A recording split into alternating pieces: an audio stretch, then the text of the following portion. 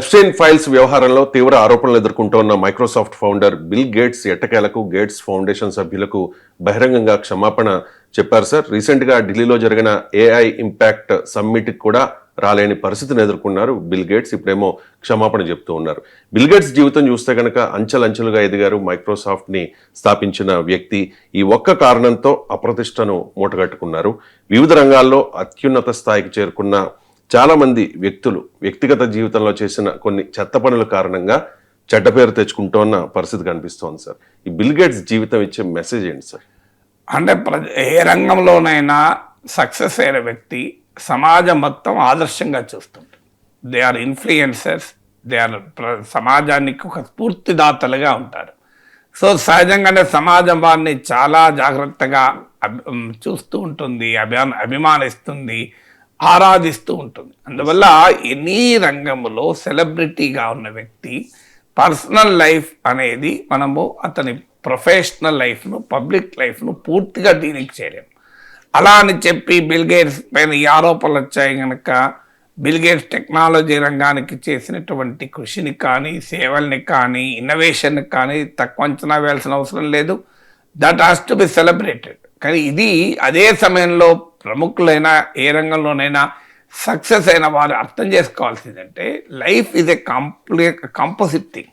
So జీవితం అనేది ఒక భాగమే చూడు, ఇంకో భాగం చూడకూడదు అని అనలేం కదా. ఇప్పుడు బిల్ గేట్స్ అనేవారు కోట్లాది మంది ప్రపంచ ప్రజలు బిల్ గేట్స్ వైపు ఎంతో స్ఫూర్తితో చూస్తుంటారు. Business at the speed of thought అని పిలిపించాడు. ఆలోచనల వేగంతో వ్యాపారం చేయండి అని. సో మీకు ఆ పుస్తకం చదివితే అసలు ఇంటర్నెట్ టెక్నాలజీ ఆ రంగంలోనే ఏమీ లేని రంగాల్లోనే సమయంలోనే భవిష్యత్తు సాంకేతిక పరిజ్ఞాన ప్రభావాన్ని ఎంత అద్భుతంగా చెప్పాడో అర్థమవుతుంది. సో అలాంటి టాలెంట్ ఉండి, నాలెడ్జ్ ఉండి ప్రపంచంలో ఒక సాంకేతిక రంగంలో ఒక విప్లవాన్ని సృష్టించిన వ్యక్తి వ్యక్తిగత జీవితంలో ఉండే బలహీనతలకు బలి కాకూడదు. ఇది మనకు పౌరాణిక కాలం నుంచి ఇప్పటి వరకు అనేక ఉదాహరణలు ఉంటాయి. ఇప్పుడు రావణాసురుడు ఉన్నాడు.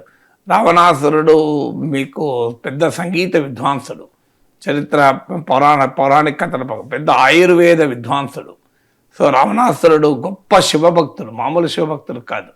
అంటే సృష్టిలో శివభక్తులు కనుక మన లిస్ట్ రాస్తే రావణాసురుడి పేరు టాప్లో ఉంటుంది.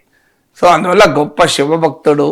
సో మీకు సంగీత విద్వాంసుడు, ఆయుర్వేద విద్వాంసుడు, మహావీరుడు, అనేక రకాలైనటువంటి గొప్ప లక్షణాలు ఉన్నాయి రావణాసురుల్లో. మీకు ఈటీవీలో రామాయణం చూపెట్టారు.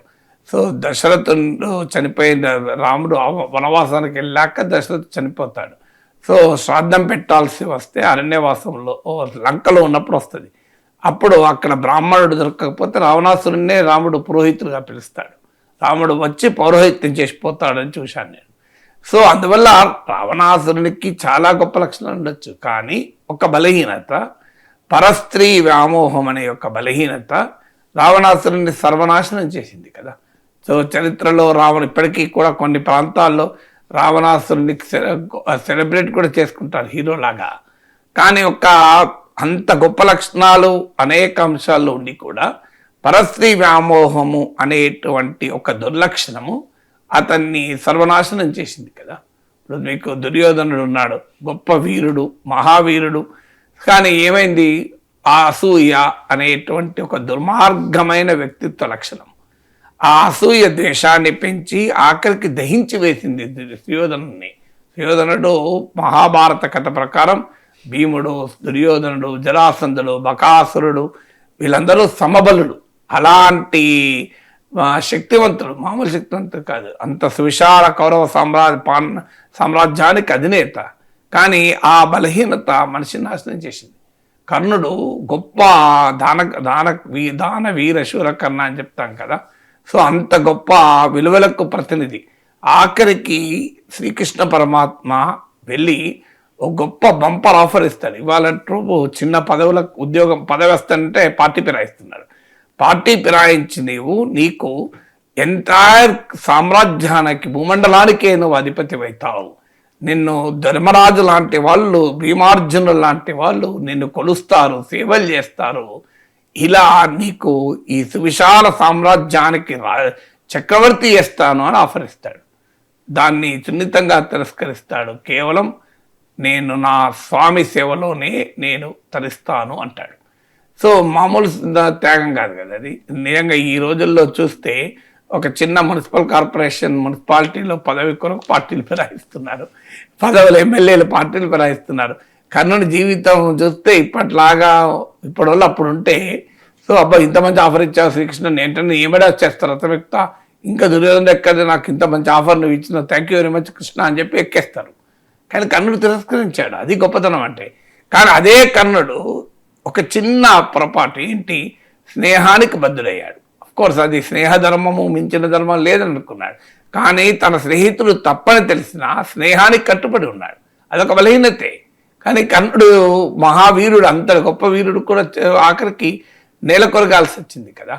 సో అందువల్ల మనకు కర్ణుడిలో ఆ తప్పు లక్షణం కూడా అనలేము. అది మిగతా కర్ణుడు రావణాసురుడు ఉదాహరణలో తప్పు లక్షణం, ఇది కర్ణుడిలో తప్పు లక్షణం కూడా అనలేము.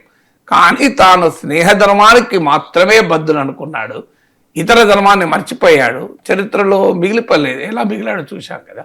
సో అందువల్ల అనేక మంది జీవితాలు మనం చూసినప్పుడు నీవు ఒక శాస్త్ర సాంకేతిక రంగంలోనో లేకుంటే ఒక పాండిత్యంలోనో, సో గొప్ప కవులు సాహితీకారులు వారి జీవితాల్లో ఇలాంటి ఏవైనా వివాదాస్పద అంశాలు వస్తే అసలు పక్కకు పోయి మొత్తం చర్చ అంతా దాని చుట్టూ జరుగుతుంది. మీకు చాలామంది జీవితాలు మన పేర్లు చెప్పుకోవడం బాగుండదు, కానీ చాలామంది జీవితాల్లో చేసే చిన్న చిన్న పొరపాట్లు వారు జీవితాంతము సాధించిన కీర్తి, వారికి ఉన్న మహాపాండిత్య ప్రతిభ అన్నీ కూడా ప్రశ్నార్థకమైపోతాయి. సమాజం అలా చూడకూడదని మనం చెప్పచ్చు, కానీ అనివార్యం కదా. వ్యక్తిగత జీవితాన్ని వారి వృత్తిపర జీవితాన్ని పూర్తిగా డీలింగ్ చేయలేము. సో అందువల్ల మీకు బిల్ గేట్స్ లాంటి వాళ్ళని కాదు, ఏ రంగంలోనైనా మీరు జీవితంలో ఎదుగుతున్న కొద్దీ వివేకము, సరైనటువంటి వ్యక్తిత్వము, సరైనటువంటి లక్షణాలని కూడా అలవర్చుకోవాలి. అందుకే మనకు పాతకాలం చెప్పారు, విద్య ఉంటే సరిపోదు, వివేకం ఉండాలి అని. అందుకే కదా విద్య వివేకము రెండు విడదీయరానివని చెప్పింది. వివేకం లేని విద్య అయితే ఇలాంటి వాళ్ళ బిల్ గేట్స్ పుట్టుకొస్తారు.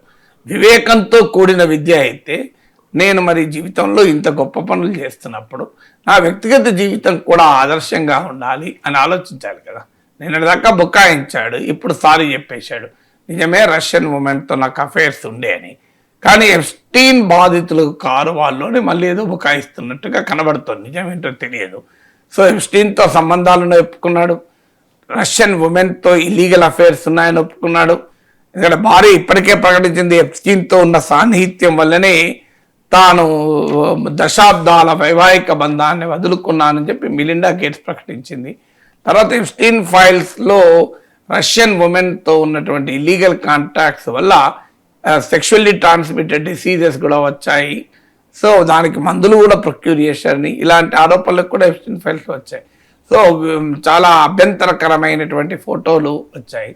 సో వ్యక్తిగత జీవితంలో అంత అత్యున్నత శిఖరాలకు ఎదిగి, వృత్తిపరమ జీవితంలో అంతటి అత్యున్నత శిఖరాలకు ఎదిగి వ్యక్తిగత జీవితంలో అధాపాతాళానికి పడిపోవడం అంటే చాలా దుర్మార్గమైన కాంట్రాస్ట్ కదా.